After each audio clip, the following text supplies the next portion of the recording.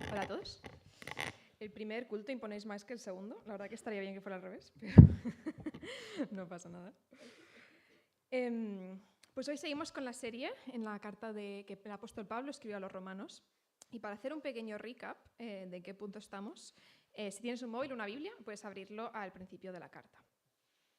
En el capítulo 1 vimos cómo Pablo presenta el Evangelio como salvación para los que creen. Y presenta al Dios que quiere tener una relación con nosotros y lo describe como un Dios justo. En los capítulos 2 y 3 vemos que las personas somos injustas. Juzgamos a otros, pero nosotros tampoco estamos sin falta. Y al igual que los judíos, no podemos agradar a Dios cumpliendo su ley porque no hay justo ni aun uno. O sea que Dios es justo, las personas somos injustas, pero Dios escoge imputarnos su justicia. Busca la forma de que nos podamos presentar delante de Él como personas justas, lo que llamamos la justificación. Al final del capítulo 3 y en el 4 vemos que la justificación es a través de Cristo y mediante la fe. A través del sacrificio de Cristo, donde Él cambia su lugar por el nuestro, y mediante la fe, si escogemos depositar nuestra confianza en ese sacrificio que nos reconcilia con Dios. Y llegamos al capítulo 5, que es nuestro texto de hoy, que habla del siguiente eslabón en la cadena. ¿Cuál es el resultado de que se nos impute esta justicia? ¿Cómo es este nuevo estatus que tienen delante de Dios las personas que han aceptado este regalo? Pues vamos a leer el texto en Romanos 5, versículo 1. En consecuencia, ya que hemos sido justificados mediante la fe, tenemos paz con Dios, por medio de nuestro Señor Jesucristo. También por medio de Él y mediante la fe tenemos acceso a esta gracia en la cual nos mantenemos firmes. Así que nos regocijamos en la esperanza de alcanzar la gloria de Dios. Y no solo en esto, sino también en nuestros sufrimientos, porque sabemos que el sufrimiento produce perseverancia. La perseverancia, entereza de carácter, y la entereza de carácter, esperanza. Y esta esperanza no nos defrauda, porque Dios ha derramado su amor en nuestro corazón por el Espíritu Santo que nos ha dado. En verdad, como éramos incapaces de salvarnos, en el tiempo señalado, Cristo murió por los malvados. Difícilmente habrá quien muera por un justo, aunque tal vez haya quien se atreva a morir por una persona buena. Pero Dios demuestra su amor por nosotros en esto, en que cuando todavía éramos pecadores, Cristo murió por nosotros. Y ahora que hemos sido justificados por su sangre, ¿con cuánta más razón por medio de Él seremos salvados del castigo de Dios? Porque si cuando éramos enemigos de Dios fuimos reconciliados con Él mediante la muerte de su Hijo, ¿con cuánta más razón, habiendo sido reconciliados, seremos salvados por su vida? Y no solo esto, sino que también nos regocijamos en Dios por nuestro Señor Jesucristo, pues gracias a Él ya hemos recibido la reconciliación. No he ido muchas veces, pero creo que uno de mis lugares favoritos del mundo es un spa que se llama Aire, que hay en Valromanas. No sé si algunos lo conoceréis. Es un spa que han construido dentro de una masía histórica, así que es un lugar muy auténtico, de piedra antigua, muy tranquilo, porque siempre hay poca gente. De estos sitios donde parece que se para el tiempo. Y cuando vas allí y llegas a la recepción, ya empiezas a escuchar la música tranquila, hay alguna vela, empiezas a oler las piscinas. Y una vez te inscribes, lo último que hacen es darte una pulsera, que es la que te da acceso al spa en sí. Y es curioso ese momento porque aún no estás disfrutando de la experiencia, aún no has ni entrado, pero sabes que llevas puesta la llave que te da acceso a eso y que en un momento vas a pasar por las puertas y vas a entrar. Para los que nos llama mucho la experiencia de spa, a lo mejor una situación similar podría ser la de PortAventura, cuando llevas muchísimo tiempo haciendo cola para la primera atracción y llega el momento que eres el siguiente a subirte y te abren la barrera. Aún no estás disfrutando de la montaña rusa, pero sabes que ya te han dado paso y en menos de un minuto estás en la subida del Shambhala. Muy gráfico. El texto que hemos leído de alguna forma empieza con una situación similar. Empieza diciendo que los que han confiado en Jesús han sido justificados por la fe. Alguien ha pagado nuestra entrada al spa o a PortAventura, gran regalo, y los versículos 1 y 2 dicen que tenemos dos cosas como consecuencia de esta entrada que nos han comprado. El versículo 1 dice que tenemos paz con Dios y el versículo 2 dice que tenemos acceso a esta gracia. De alguna forma, estas son descripciones de la pulsera. Tenemos el derecho de estar en la presencia de Dios porque después de haber vivido en conflicto con Él, ahora hay paz en nuestra relación con Él. Y además este derecho no lo hemos comprado nosotros, sino que nos lo han regalado. Por tanto, estamos ahí por gracia. A lo mejor alguno de vosotros siente que se ha puesto esta pulsera metafórica hace poco. Has aceptado este regalo, pero dices, ¿ahora qué? ¿Qué implica la experiencia de la paz y la gracia de Dios en mi día a día?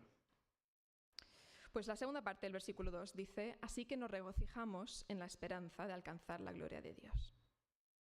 El resultado de la justificación, la experiencia de la paz con Dios en nuestro día a día es la esperanza. Y la esperanza en medio del mix de alegrías y presiones que es la vida. Y esta es la idea que vamos a explorar un poco hoy. No sé qué te viene a la mente cuando piensas en el concepto de la esperanza.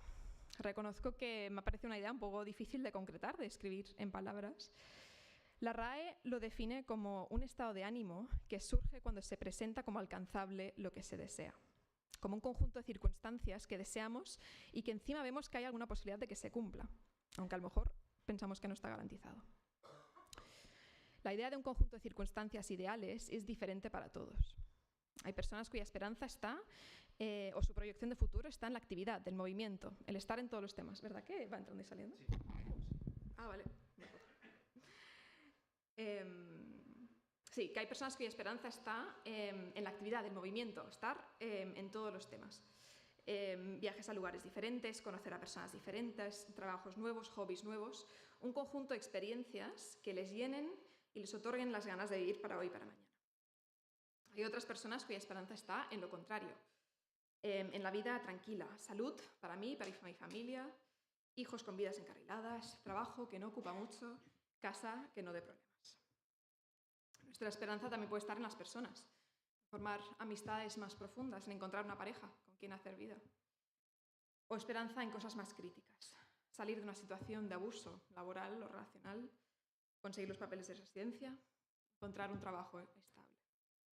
Son objetivos o ideales muy variadas, pero todas ellas son cosas que nos pueden empujar hacia adelante, a nivel emocional o anímico. Pero el mensaje principal de Pablo es que la esperanza a la que tenemos acceso mediante el Evangelio es diferente a cualquier esperanza humana. La palabra esperanza en griego también se podría traducir como expectativa, confianza, seguridad o garantía incluso. Y ya empieza a dejar entrever que esto no es algo que Pablo desea que pase, es algo que Pablo anticipa que va a pasar. En el contexto del Evangelio, tal como está explicado en el resto de la Biblia, la concordancia de Strong lo resume como expectativa, confiada y gozosa. Aunque sea un concepto un poco abstracto, creo que esta frase empieza a describir una situación o sensación que todos experimentamos, o anhelamos experimentar. No hago nada más, ¿no?, para arreglarlo. ¿Hacerlo? Vale.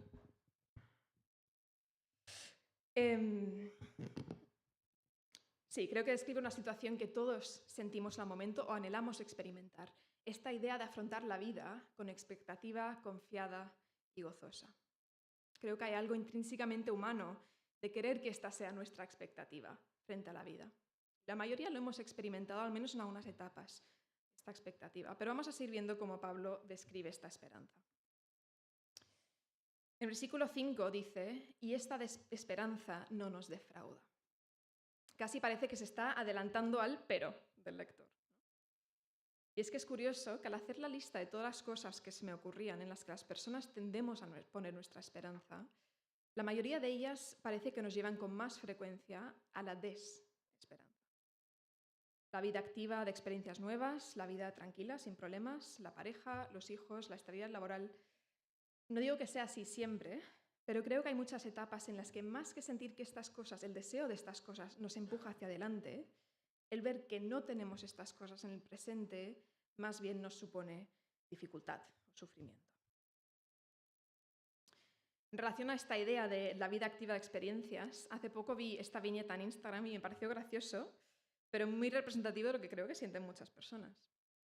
Aparecen estas dos mujeres caminando por la calle y una le dice a la otra: lo único que quiero es vivir en el centro de todo, solo tener hijos una vez he alcanzado mis metas profesionales, mudarme a una granja donde crío cabritas y sentirme realizada profesional y espiritualmente en cada etapa. ¿Tanto pido? Puede parecer un poco disparate, pero el autor Tommy Siegel, en la descripción de la publicación, solo puso: esta me dolió de dibujar. Y estoy segura que no es el único. Creo que hay muchas personas que tienen el deseo profundo de sentir un propósito en el trabajo al que dedican tantas horas, ser el mejor padre, madre, marido, mujer para su familia, estar disponible siempre para cualquiera que lo pida, pero a la vez mantener un estilo de vida que resiste el ritmo frenético de la sociedad, si no es criando cabritas, pues por lo menos pasando tiempo en la naturaleza o con amigos, y todo manteniendo la conexión con nuestro lado espiritual, lo que sea que signifique eso. Y sin embargo, parece que por mucho que intentemos mantener todas estas cosas en equilibrio, no está siendo posible. Nunca es suficiente. La plenitud de vida que pretendemos alcanzar por estos medios humanos nos defrauda porque o nunca llegamos o en la medida que llegamos nos encontramos que no nos da la satisfacción o el propósito o la estabilidad vital que podía parecer. Pablo dice que la esperanza del Evangelio no nos defrauda porque está basado en el amor infinito e inmutable de Dios y que tenemos la certeza de este amor en primer lugar por el Espíritu Santo. En el capítulo 8, más adelante en la carta a los Romanos, Pablo dice que el Espíritu mismo da testimonio a nuestro espíritu, que somos hijos de Dios. Otras traducciones dicen que le asegura a nuestro espíritu, se une a nuestro espíritu y le confirma que somos hijos de Dios. Creo que para algunas personas esta confirmación la experimentan como una gran ola de paz, un sentimiento casi sobrenatural de seguridad de la presencia de Dios en su vida. Y para otras personas se trata más de una certeza nueva pero tranquila, una convicción casi más mental de que las cosas están bien entre Dios y Dios, que el obstáculo que había se ha eliminado para siempre. En cualquier caso, esto es algo que solo lo puede experimentar uno por sí mismo. Esta seguridad de que pertenecemos a Dios y que nuestra identidad está arraigada en Él. Solo la podemos conocer cuando escogemos poner nuestra confianza en Él. La segunda razón que nos da Pablo de que esta esperanza no nos defrauda es por la cruz. Los versículos 6 al 8 dicen: en verdad, como éramos incapaces de salvarnos, en el tiempo señalado, Cristo murió por los malvados. Difícilmente habrá quien muera por un justo, aunque tal vez haya quien se atreva a morir por una persona buena. Pero Dios demuestra su amor por nosotros en esto, en que cuando todavía éramos pecadores, Cristo murió por nosotros. Si el testimonio del Espíritu Santo a nuestro espíritu es la seguridad subjetiva o experiencial del amor de Dios, esta es la seguridad objetiva del amor de Dios por nosotros. Que el Dios creador decidiera sacrificarse a sí mismo por las personas creadas ya es una locura. Pero el que Jesús muriera por nosotros, no para salvar a personas buenas, sino para salvar a personas que le rechazaban. Esta es la evidencia suprema del amor de Dios. No había precio demasiado alto para Dios para demostrar su amor. Y por último, nos podemos fiar de esta esperanza porque no depende de nosotros, porque este amor de Dios no depende de nosotros. Si Cristo murió por nosotros cuando todavía éramos pecadores, significa que su amor era previo a nuestros esfuerzos por amarlo, por servirlo, y seguirá siendo previo a nuestros esfuerzos por amarlo y servirlo. ¿Por qué no nos defrauda esta esperanza? Porque si el fundamento del amor de Dios es sólido, independiente de nosotros, demostrado en la cruz y confirmado por el Espíritu Santo en nuestros corazones, nuestra esperanza en ese amor, presente y futuro, también es sólido y no nos defraudará. Pero nos hemos saltado una parte. Los versículos 3 y 4 dicen que nos regocijamos en la esperanza de alcanzar la gloria de Dios, y no solo esto, sino también nos regocijamos en nuestros sufrimientos, porque sabemos que el sufrimiento produce perseverancia. La perseverancia, entereza de carácter, y la entereza de carácter, esperanza. Resulta que aunque recibimos esta esperanza como un regalo, a la vez también se cultiva. Y aunque la pulsara del Evangelio nos da acceso a la gracia de Dios y de alguna forma esta esperanza ya es nuestra, en otro sentido esta esperanza crecerá y tomará el lugar central en nuestras vidas a medida que crecemos en madurez de carácter. ¿Y cómo se cultiva esta esperanza? Pablo dice que la esperanza lo produce el carácter lo produce la perseverancia y la perseverancia lo produce el sufrimiento. La palabra sufrimiento en griego literalmente significa presión. Creo que cada uno sabremos perfectamente a qué situación en nuestras vidas se puede referir. Las presiones no están ausentes de la vida del creyente, pero sí hay un factor que cambia. Para la persona que ama a Dios, el sufrimiento no es en vano. El cristiano se puede regocijar en el sufrimiento porque sabe que no es sin sentido, sino que Dios es capaz de usar ese sufrimiento para forjar perseverancia, algo tan elusivo para tantos de nosotros. Cuando pensaba en esta cadena me venía a la mente que a veces notamos el sufrimiento, la presión externa por circunstancias difíciles o interna por pecado propio, y vemos el rasgo de carácter que el Señor intenta forjar en nosotros, pero por alguna razón no vemos cómo uno lleva al otro, no vemos cómo surge este carácter de este sufrimiento. Estoy segura que al menos en mi vida, en parte, la razón de esto es porque muchas veces falta el eslabón de en medio, falta la perseverancia. Cada vez leo más sobre lo difícil que es trabajar en cambios lentos y profundos cuando en nuestro contexto todo se puede conseguir con un clic. Me pregunto si nuestro problema ya no es tanto que nos planteemos orar más y duremos 3 días en esa resolución. Ese problema siempre lo hemos tenido. Creo que nuestro nuevo problema es que tardamos mucho en volver, porque enseguida focalizamos la atención en otra cosa. No sé si como a mí a veces te sorprende que la vida cristiana requiera empeño. Y no empeño como una idea romantizada o como desear mucho una cosa, empeño como el que tenía que aplicar para estudiar para un examen, para practicar el piano o para encontrar el momento para hacer la declaración de la renta.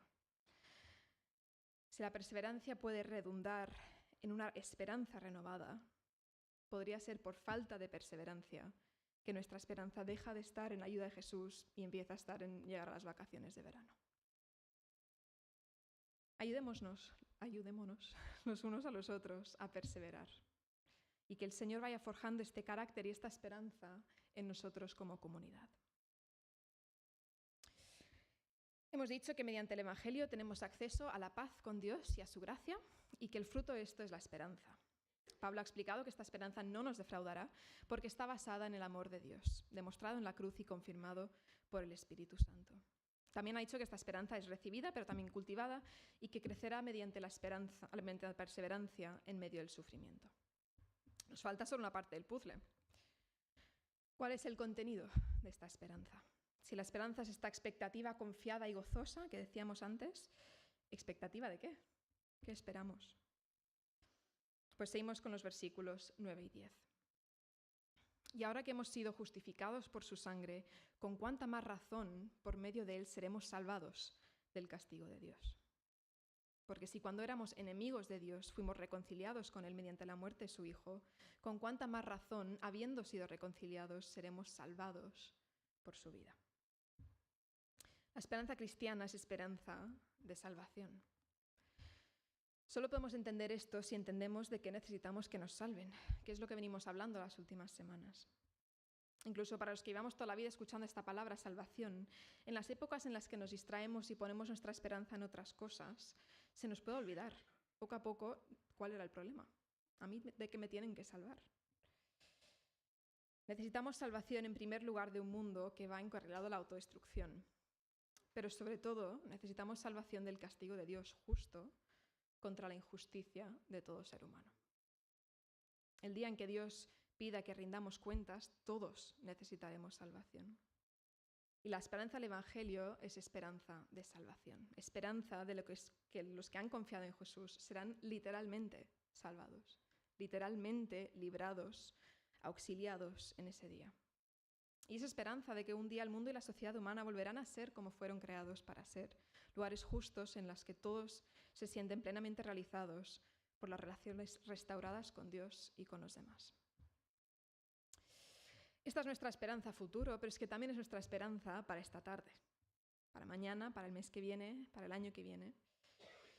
Seremos salvados del castigo de Dios y la muerte espiritual, pero también somos salvados para el propósito de la vida espiritual ahora.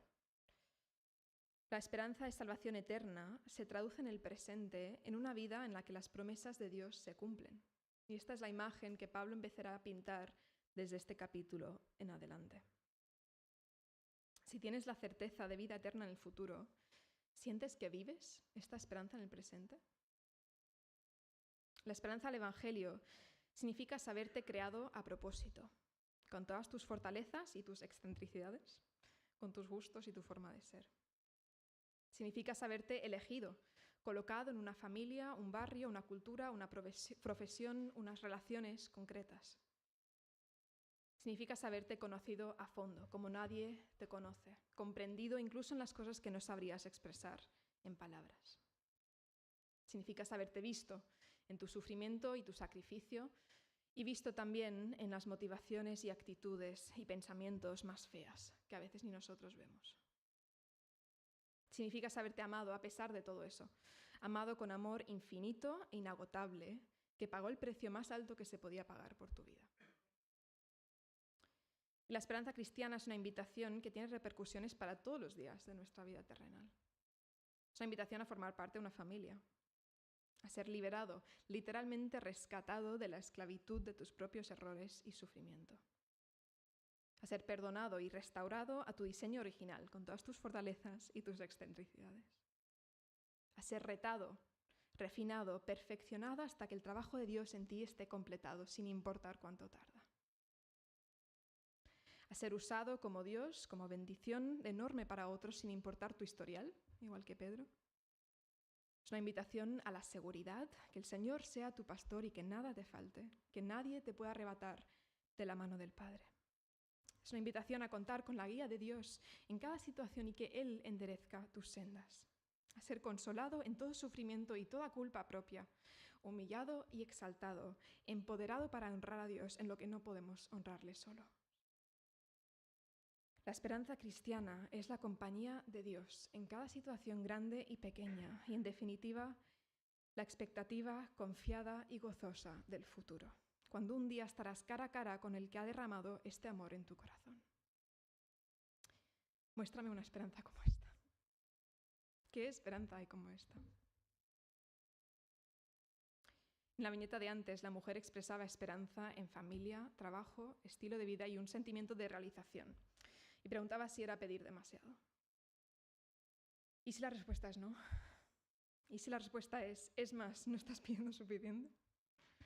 Las cabritas y el trabajo corporativo igual sí serán difíciles de conciliar, y el Evangelio no implica la resolución de todos nuestros problemas humanos. Pero la esperanza que ofrece Jesús sí es mayor que la que ofrece cualquier otra realidad en la tierra. Nos conformamos con poco.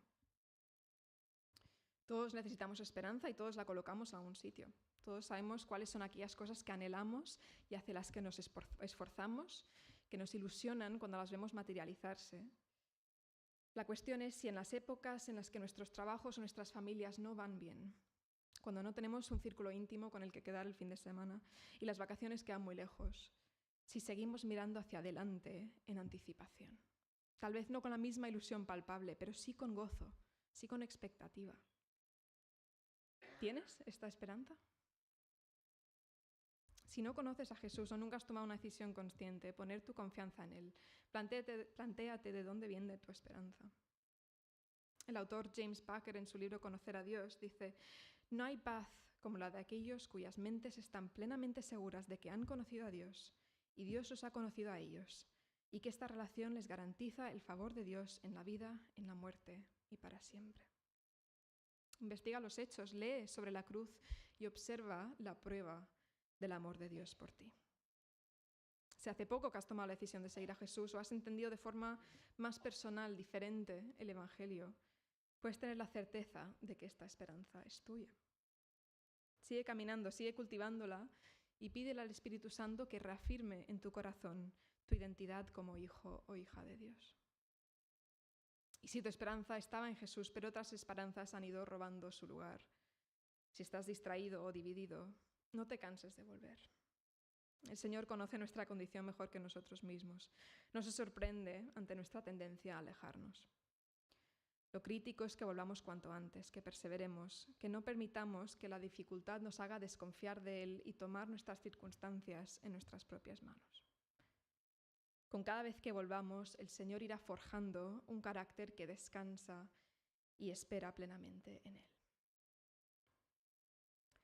Para ayudarnos a seguir meditando en esto, me gustaría volver a leer el Salmo 130, con el que hemos empezado el culto. Está en la pantalla, pero te animo a buscarlo también en la Biblia que tengas y a pensar en cómo puedes esperar al Señor y poner tu esperanza en Él en todas las áreas de tu vida. Dejaremos unos minutos de respuesta y cerraré en oración. A ti, Señor, elevo mi clamor desde lo más profundo de mi ser. Escucha, Señor, mi voz. Estén atentos tus oídos a mi voz suplicante. Si tú, Señor, tomaras en cuenta los pecados, ¿quién, Señor, se mantendría en pie? pero en ti se halla perdón para que seas reverenciado. Espero al Señor, lo espero con toda el alma. En su palabra he puesto mi esperanza. Espero al Señor con toda el alma, más que los centinelas la mañana. Como esperan los centinelas la mañana, así tú, Israel, espera al Señor, porque en Él hay amor inagotable. En Él hay plena redención. Él mismo redimirá a Israel de todos sus pecados.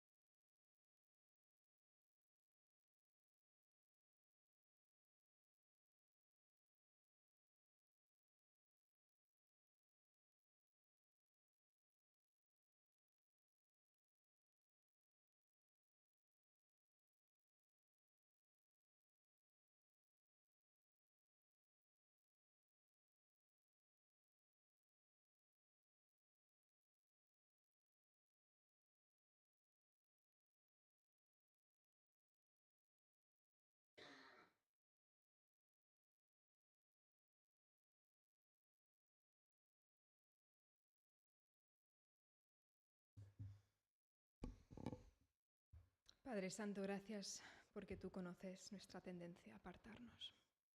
Gracias porque no solo nos has regalado la salvación, sino también la esperanza de tantas cosas que vienen con eso. Gracias por la esperanza de que no importa cuántas veces nos apartamos, tú nos sigues recibiendo, porque el sacrificio de Jesús es suficiente. Señor, queremos poner nuestra esperanza solo en ti. Pido por todos los que hemos puesto la esperanza en otras cosas recientemente, que tú nos recuerdes que solo en ti hay esperanza que nos satisface plenamente y que es plenamente fiable. Queremos renovar nuestro empeño en buscarte, en perseverar. Y Señor, pido también por personas que esta mañana no tienen esperanza. Señor, que tú irrumpas en su corazón con tu luz y tu consuelo. Queremos esperar en ti, Señor. En tu nombre.